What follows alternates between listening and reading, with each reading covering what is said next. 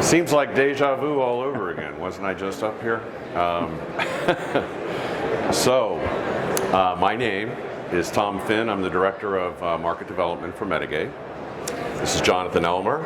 Jonathan is, I don't know your formal title, I just know you're the lead executive for everything associated with medical device security management for Meditology, one of the largest security service providers specialized in IoT, well, basically healthcare IoT security management in the nation. So the topic today, how cybersecurity risk is transforming financial audits. I think we're going here, and I don't know how many of you may have attended the previous conversation, but oh, here we go. Yeah, if we go to the next slide, instead of talking about the traditional challenges associated with why you would do it, why you need to invest in capability that can help mitigate the risk, the external risks at a minimum, as well as Jonathan will talk about internal risks in the form of outdated workflows and manual routines that need to go, quite frankly. What's happening right now is the long missing data that are being made available are causing kind of a natural convergence across traditionally disparate workflows.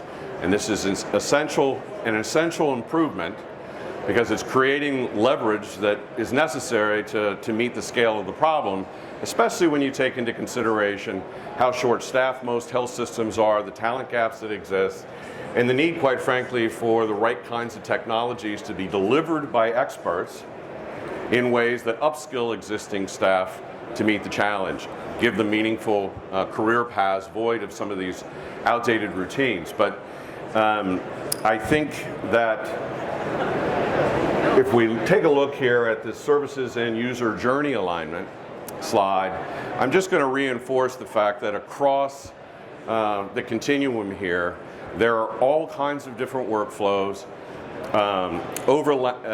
managed by traditionally siloed groups of individuals spanning IT, information security, network engineering, on the technology management side, biomed and clinical engineering professionals.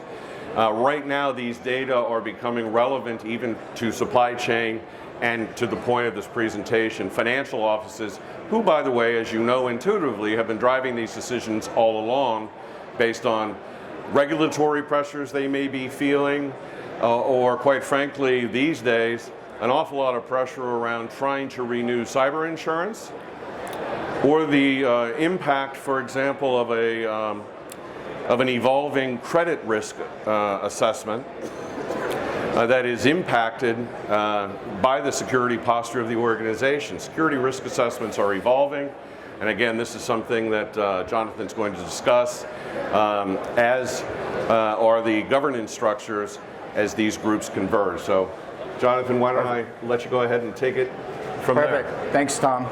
So I guess to start with, as with any audit, financial or otherwise, what we're really talking about is the visibility into the risk exposure in the environment. And with medical devices, that can be a big problem, right? So by working with Medigate, we're coming in and we're really getting that visibility into the medical device environment. We're seeing things that traditionally we may not have seen. So we're looking at how automation, technology, and other processes can improve our visibility ultimately, and let us really see the risk exposure on our network. Looking at IoT, IOMT, and it's also just not one technology alone, right, Tom? It's really about people, processes, and governance, as you said. So setting up repeatable processes, whether that's through automation, setting up governance, communication, policy, procedure, establishing roles and responsibilities are all very important parts of developing a medical device risk security program. I'd also point out, which is something that Meditology does well, as do other Medigate Pro partners, certified partners, is they seek very early stage in the process through the visibility that Jonathan just mentioned to identify existing vulnerabilities, correlate them, and begin immediate remediation work for purposes of documenting early stage wins that can be reported to leadership for purposes of fueling the momentum that every new project requires in an organization. These guys are great at that. Correct. Yep. So we offer a lot of different services when it comes to medical device risk, right? So I think the most important thing to call out is that this is what we do, and it's our passion. We're very passionate about medical device security. We think it's probably the most important thing to protect on a network. It's one of the things that can really directly and adversely affect a patient's health. So again, very important for us to protect these devices, do everything we can. So based on whatever your organization needs, whatever level of maturity you're at with medical device security, we'll customize our workflow for you to make sure that we're giving you the correct service that you need. So if you're just starting out on this journey, it probably looks like a risk assessment, bringing Medigate in the door, finding out where we have issues, where can we get the greatest risk reduction for the least amount of effort. Quick wins, as Tom mentioned. Moving into roadmaps and strategies, multi-year strategies. So again, a lot of different ways to approach it and different levels of service. I think the key takeaway here is that, as everything evolves, so have security risk assessments. And the big change here is instead of a bunch of surveys where the information is aggregated, not saying there's anything wrong with that, but when you compare it to the real data that can be pulled from your environment in the form of a live security risk assessment, where we're plugged into the network and we're pulling the information out, and Meditology is expert at translating the insights for various stakeholders that need to be engaged in the process, again, to establish that early stage momentum. Very, very important distinction there. It's if you're one of those stakeholders, it's the difference between being asked questions that you don't know the answer to versus being told things that you don't know. Okay, that's a big leap forward in terms of traditional security risk assessment frameworks. Right on. And so, we basically take the same approach every time. We have 5 essential goals we're looking to do with any medical device program. And as you can see, the most important is safeguard the patient's well-being, right? So how do we do that? Again, through a different, various number of services, we'll provide that expert guidance and make sure that our devices are protected. Strengthen business operations by ensuring availability, right? Another important issue with medical devices, they got to be available for the patient care. Preserve patient privacy, so we need to be compliant. Legal and regulatory compliance. And then finally, just ensuring, again, that you have a formal and repeatable process that you can continue to run this operation once we leave you. So what do we base our risk on? Well, there is no framework that really does a good job of straight up addressing medical device security. So there's a lot of different standards and frameworks that sort of have a bit of good guidance here and a bit of good guidance there. Meditology has taken the best out of various standards, some of them listed, but that list is not exhaustive in nature. And we basically come up with 8 domains to address security for medical devices in a comprehensive nature. So we look at everything from third-party, network segmentation and isolation, protection mechanisms. We look at patching, training your users, right? This is a very important piece that's often overlooked with medical device security. We say, well, we'll train them on vulnerability management, we'll train them on the incident response process. But why should our clinicians care about security of a medical device if we're not teaching them why they should care? Right, and to the point made earlier, the term upskill is something to keep in the back of your minds when the right service provider shows up with experts armed with the right technology. They're in a position to do some amazing things from a morale and empirical training perspective for existing members of staff. Again, it's all part of that wave you want to create so that your program development evolves appropriately and is sustainable. Thanks, Tom. So again, the goal is to demonstrate measurable risk reduction for medical device and IoT, right? So these are some of the services that we provide. You can see them all there. I'm not going to list every single one of them, but obviously our big one that we're really happy with this year and excited about is the Powered by Medigate Live Risk Assessment. So coming in, bringing Medigate in, getting that visibility into the medical device environment, understanding where the greatest areas of risk are, and then driving forward risk reduction, right? And tiering that risk reduction. So understanding the cost of each step and milestone in reducing the risk. We do some medical device inventory and risk assessment, so we'll take a deeper dive and look holistically at the medical device security program. So again, you think from our unified model, we do base it off of some NIST controls, so we have some framework backing there.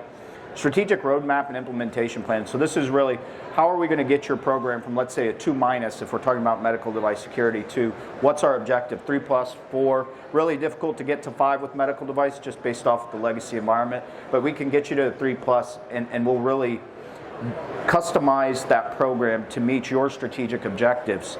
And so that's all developed every single time from scratch for each organization we work with. Remediation and patching, so you now have Medigate, you see you've got 5,000 high vulnerabilities, we want to knock those down. How do we go about doing that? If you're familiar with medical devices, you can't just patch. There's a lot of different scenarios that come into play. There may not be a patch. It's probably an old device, so looking at other options and how can we reduce risk. Training and awareness, already talked about that. And then managed services. So really, let's say you've got Medigate, you need someone to come in and help you figure out what to do with all the data. We've got this great data, we're not sure what to focus on. Meditology can come in and really help drive your efforts there. Yeah, the only thing that I would underscore here under remediation and patching services is there's a tremendous amount of effort now between ourselves, our partners, and the OEMs, the medical device manufacturers, to really get together, because we've got some quid pro quo now. We're collecting a lot of utilization information, which quite frankly is fair trade for their involvement in helping us understand what vulnerabilities really matter. There's a false positives problem out there. This is one of the ways in which we're addressing it. Awesome, great. Again, just sort of a list of some of the things we do. Again, not comprehensive, but the live risk assessments, the security roadmap, investment prioritized. So again, what are you able to invest in this year, next year, year 3, 4, 5 on down the road? I think ultimately, we haven't touched much on it, but I think the biggest focus is that we'd like to come in and build a really good foundation for you to build your house of medical device security on. So we start with governance from the beginning in mind. So we are going to establish policy and procedurally, how do we go about doing that?